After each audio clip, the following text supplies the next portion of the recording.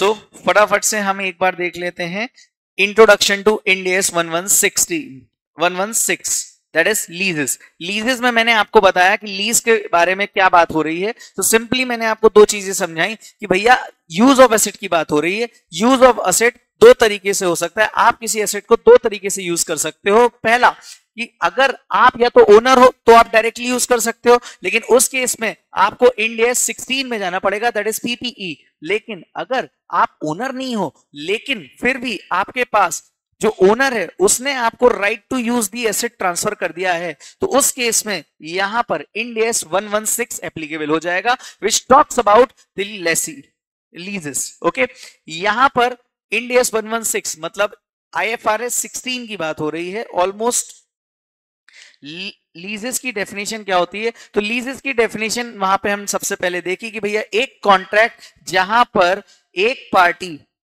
Right of use transfer कर रही है किसी आइडेंटिफाइड एसेट का किसी पर्टिकुलर टाइम पीरियड के लिए against a consideration to another party.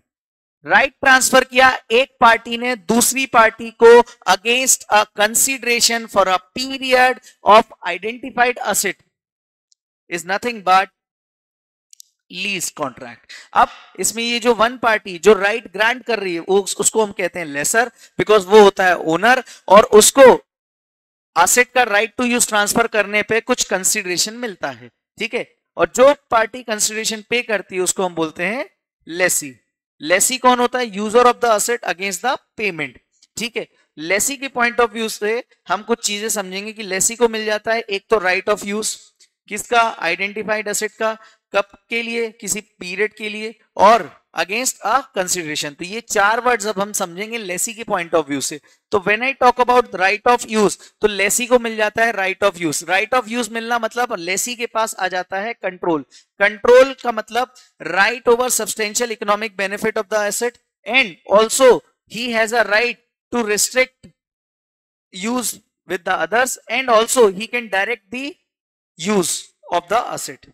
Identified asset का मतलब क्या होता है कि लेसर के पास अब कोई सब्सटेंशियल सब्स्टिट्यूशन राइट नहीं है, सारे के सारे राइट्स लेसी के पास हैं during that particular lease term, जिसको हम बोलते हैं पीरियड। पीरियड क्या होगा?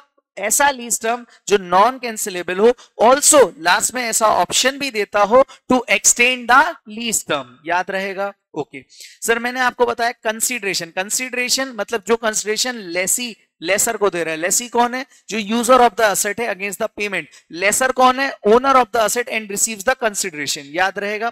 कंसीडरेशन में क्या क्या आएगा? सबसे पहला फिक्स कंसीडरेशन, उसको हम लीज टर्म तक पेमेंट करते रहेंगे, तो वो जो फिक्स कंसीडरेशन हम हर साल पे कर रहे हैं उसको आज की डेट पे हम प्रेजेंट वैल्यू पे रिकॉर्ड करेंगे। प्रेजेंट वैल्यू निकालने के लिए हम IRR का यूज करेंगे। IRR का यूज करके हम इसका जो टोटल निकालेंगे ऑल लीज पेमेंट्स का, वो कुछ और नहीं fair value of the asset कहलाएगी। और ये fair value of the asset किसके बेसिस पे निकल रहा है? IRR के बेसिस पे। लेकिन IRR is not available, then we will be using the discounting rate, जिसको कई बार क्वेश्चन में ऐसा भी गिवन हो, इंक्रीमेंटल बोरोइंग रेट। याद रहेगा? ओके आगे साथ ही साथ इसमें मैंने देखो प्लस लिखे हुए। प्लस लिखे हुए मतलब ये भी ऐड होंगे। अगर कोई वेरिएबल पेमेंट भी लेसी ने लेसर को पे किया, वो भी कंसीडरेशन का पार्ट हो जाएगा। प्लस कोई गारंटीड रेसिडुअल वैल्यू है, तो guaranteed residual value is nothing but the amount of residual value guaranteed by lessee to the lessor. मैंने आपको एग्जांपल में भी बताया कि मान लो 10,000 रुपीज रेसिडुअल वैल्यू है, जिसमें से GRV आपको 8,000 है, मतलब लेसी लेसर को 8,000 रुपए दे रहा है at the end of the lease term.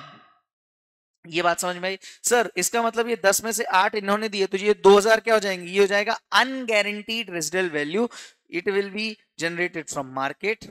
Okay, now comes the exercise price. Sir exercise price क्या हो जाएगी? Exercise price is nothing but कि मान लो लेसर ने लेसी को लीज टर्म जब एंड हो वहां पे एक ऑप्शन दे दिया to purchase the asset itself, तो उसको हम बोल देंगे एक्सरसाइज प्राइस। और अगर उसके भी आप पे कुछ लिया है तो वो भी आपके कंसिडरेशन का पार्ट हो जाएगा।